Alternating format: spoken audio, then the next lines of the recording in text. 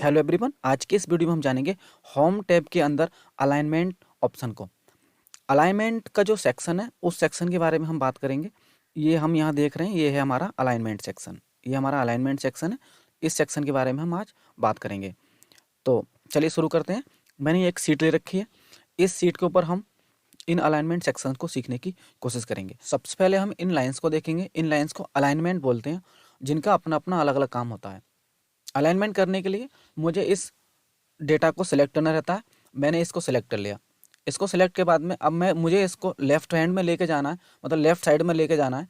तो लेफ्ट में जाने के लिए मैं यहाँ नीचे अलाइन टेक्स्ट लेफ्ट में क्लिक करूँगा, और जैसे मैंने क्लिक करा मेरा जो टेक्स्ट था सभी वो लेफ्ट में पहुँच गया है। अगर अगर मैं इसी डेटा को दोबारा राइट में लेके जाना चाहता हूँ तो फिर से मुझे एक बार यहाँ इधर राइट पे क्लिक करना रहेगा और मैं फिर से राइट पे पहुँच जाता हूँ। अगर मुझे ना राइट में चाहिए ना लेफ्ट में, अगर मुझे डेटा चाहिए सेंटर में, तो उसके लिए हम क्या करेंगे, फिर हम सेंटर वाले कॉलम पे क्लिक करेंगे और जैसे ही सेंटर पे क्लिक करेंगे हमारा डेटा बीच में आ जाएगा। ऐसे ही मेरे पास यहाँ पे ऊपर दिख रहे हैं, ये भी अलाइनमेंट है, लेकिन ये टॉप और बॉटम और मिडल करके अलाइनमेंट आते हैं। इनका क्या यूज रहता है, जैसे अभी मेरे पास ये सेल्स रखी हुई हैं और मैं इन रो की हाइट को थोड़ा सा बढ़ा लेता हूँ।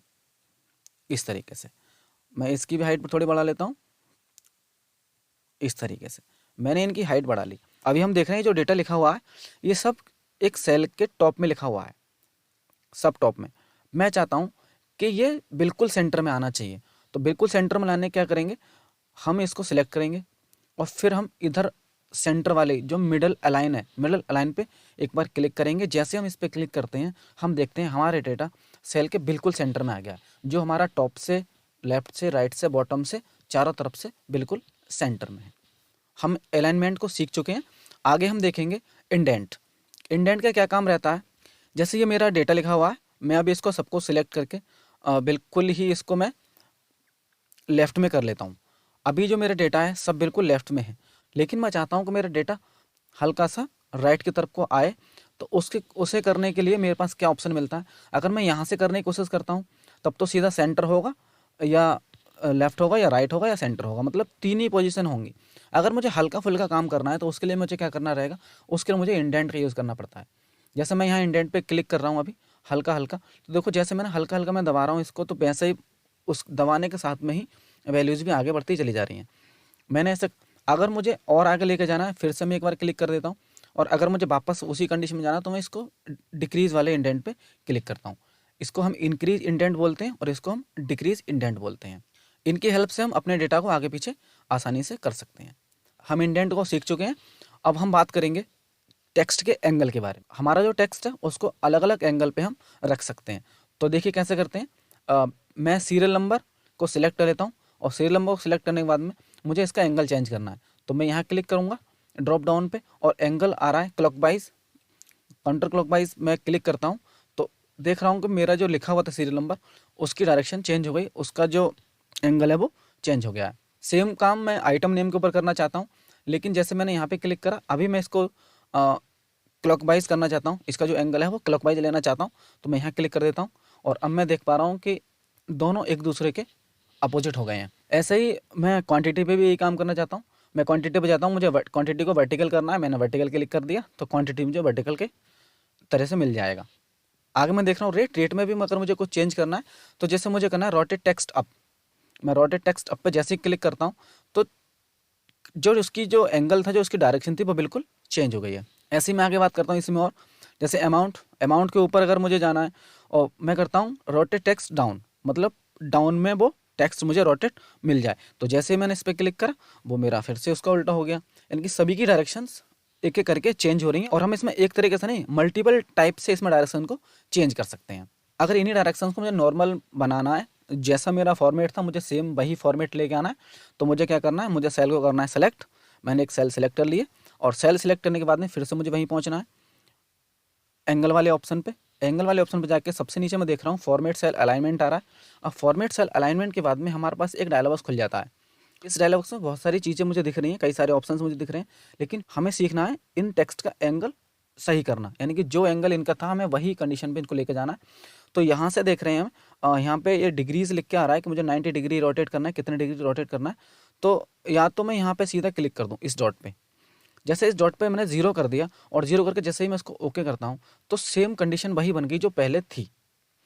सेम काम मुझे रेट वाले पे करना है तो फिर से मुझे यहाँ क्लिक करना है, फिर से मुझे फॉर्मेट सेल अलाइनमेंट पे क्लिक करना है और यहाँ पे जाके यहाँ यहाँ ये 90 लिखा हुआ है, अगर मैं यहाँ पे 0 कर दूँ, इस 90 को हटा के मैं यहाँ पे 0 कर दूँ और 0 करके मैं इसको ओके कर दूँ तो मुझे सारी चीज़ें वापस उसी कंडीशन में मिल जाएंगी। अगर मुझे एक साथ काम करना है तो मैं एक साथ इनको सिलेक्ट कर लेता हूँ। सेलेक्ट करने के बाद में फिर से इस पर क्लिक करके फॉर्मेट सेल अलाइनमेंट पे जा रहा हूँ और फिर से मुझे क्या करना है, यहाँ पे बिल्कुल 0 करके मुझे करना है ओके। और मैं देख रहा हूँ कि एक साथ सारी जितने भी टेक्स्ट थे वो फिर बिल्कुल नॉर्मली कंडीशन में आ गए हैं दोबारा से।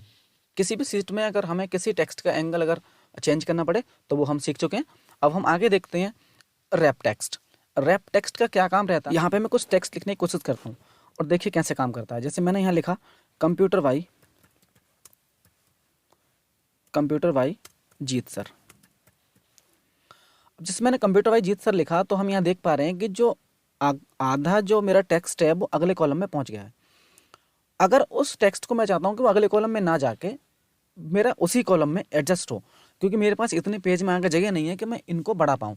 अगर मुझे इसको फिट करना है तो मेरे पास ऑप्शन मिलता है कि मैं यहाँ पे डबल क्लिक करके इसको फिट कर सकता हूँ, लेकिन आगे जो मेरा पेज है ये आगे इस पेज में मेरे पास इतनी जगह नहीं है कि मैं जब उसको प्रिंट करूँगा तो ये कट जाएगा। अब मैं क्या करता हूँ, मैं इस कॉलम की विड्थ को छोटा कर लेता हूँ। अब जैसे मैंने कॉलम की विड्थ को छोटा कर लिया है और मैं देख पा रहा हूँ कि मेरा टेक्स्ट आधा अगले कॉलम में पहुँच रहा है, तो उस टेक्स्ट को उसी कॉलम में लाने के लिए मुझे क्या करना है, तब मैं यूज़ करूँगा रैप टेक्स्ट का। तो मैं क्या करता हूँ, सबसे पहले मैं इस कॉलम को सिलेक्ट कर लेता हूँ। जो सेल है वो मैंने सेलेक्ट कर लिया। उस सेल को सिलेक्ट करने के बाद मुझे क्या करना है, मुझे जाना है रैप टेक्स्ट पे। और जैसे ही मैं रैप टेक्स्ट पे क्लिक करता हूँ तो देखो क्या हो रहा है कि जो भी कंप्यूटर वाइज जीत सर का जो आधा पोर्शन था वो मुझे अगले कॉलम में मिल रहा था, लेकिन जब मैंने रैप टेक्स्ट को क्लिक किया तो वो सभी नाम एक ही कॉलम में एडजस्ट होकर आ गया, यानी कि उसी के नीचे वो नाम दोबारा से मुझे मिल गया। इसी के जस्ट नीचे मैं देख रहा हूँ मर्ज एंड सेंटर। तो चलिए मर्ज एंड सेंटर को समझते हैं। तो समझने के लिए क्या करते हैं, जैसे मैंने एक साथ में इतनी सारी सेल्स को सिलेक्ट कर लिया, ये मैंने सारी सेल सेलेक्ट कर ली। अब मैं इन सेल्स को एक ही सेल बनाना चाहता हूँ, इन सारी सेल्स को एक सेल बनाना चाहता हूँ। तो मैं क्या करता हूँ, मैं सीधा मर्ज एंड सेंटर पे क्लिक कर देता हूँ और जैसे मैंने क्लिक करा मैं देख पा रहा हूँ यहाँ पे और सारी सेल्स को ख़त्म करे एक ही सेल मेरी यहाँ पे बनकर आ गई है। और अगर मैं इसमें कुछ भी टाइप करने की कोशिश करता हूँ तो वो सेंटर से ही लिखा जाएगा। अगर मैं इसमें कुछ भी लिखूंगा तो वो सिर्फ सेंटर से ही लिखा जाएगा, क्योंकि इसका नाम ही हमें दिख रहा है मर्ज एंड सेंटर है ये। तो इस तरीके से मैं काम कर सकता हूँ इसमें मर्ज एंड सेंटर में। अब इसमें ड्रॉप डाउन पे जब हम क्लिक करके देखेंगे इसमें तो देख रहे हैं मर्ज एक्रॉस आ रहा है, एक मर्ज सेल आ रहा है, एक अनमर्ज आ रहा है। तो मर्ज एंड सेंटर तो हम समझ गए कि जब हम मर्ज करेंगे सेल्स को एक साथ जोड़ेंगे तो उसमें कंडीशन दे रखी है कि जो भी लिखना होगा वो सब सेंटर से ही लिखा जाएगा। ये होता है मर्ज एंड सेंटर काम। आगे इसी में नीचे हम देख रहे हैं और एक्रॉस मर्ज, मतलब मर्ज एक्रॉस का क्या काम रहता है, जैसे इसी में मैं अगर जैसे इसी में मैंने इन सेल्स को सिलेक्ट कर लिया। इन सेल्स को सिलेक्ट करने के बाद में मुझे क्या करना है, मैं चाहता हूँ जैसे अभी सारी सेल्स एक साथ एक सेल बनी, लेकिन नहीं, मैं चाहता हूँ ये जो 3 है ये पूरी पूरी एक सेल बननी चाहिए। तो उसके लिए हम क्या करेंगे, हम यहाँ पे क्लिक करके और मर्ज एक्रॉस पे क्लिक करेंगे। जैसे ही मर्ज एक्रॉस पे क्लिक करेंगे तो यहाँ मैं देख रहा हूँ ये मेरी 3 सेल्स बनी है, एक नहीं बनी, सीधी 3 सेल्स बनी है। ये होता है मर्ज एक्रॉस का काम। इसी के नीचे और भी चीज़ें मुझे दिख रही हैं, मैं एक बार इनका बॉर्डर लगा देता हूँ ताकि मुझे साफ साफ दिखे।